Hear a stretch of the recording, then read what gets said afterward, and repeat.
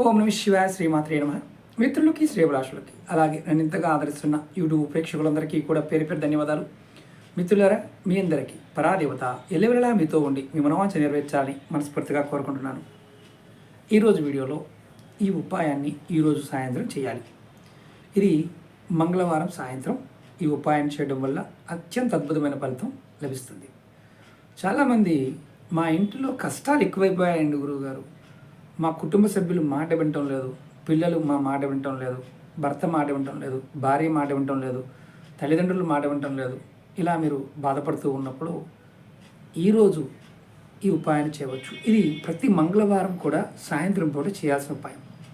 ఎలా చేయాలి, ఏ విధంగా చేయాలి తెలియజేస్తాను.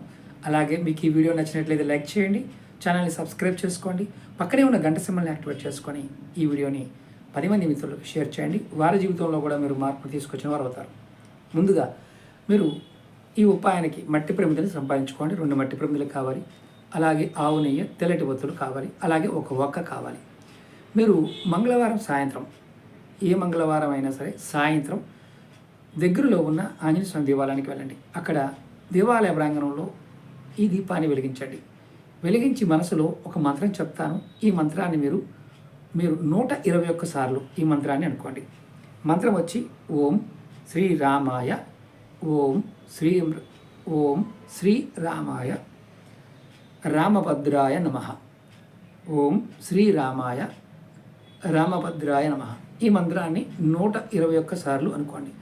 మీరు గుడిలోకి వెళ్ళిన తర్వాత ఖచ్చితంగా దీపారాధన చేసిన తర్వాత దేవాలయ ప్రాంగణంలో కూర్చొని ఈ పని చేయండి. ఇది ఆంజనేయ స్వామి దేవాలయంలో చేయండి. అంటే రామాలయంలో ఆంజనేయ స్వామి ఉన్నాడు, అక్కడైనా చేయొచ్చు. దీపం ఖచ్చితంగా వెలిగించాలి. ఇలా మంగళవారం చేస్తూ ఉంటే మీ జీవితంలో ఎటువంటి ఇబ్బంది నుంచైనా బయటపడగలిగే సామర్థ్యం మీకు వస్తుంది. సమస్యలు తొలగిపోతాయి.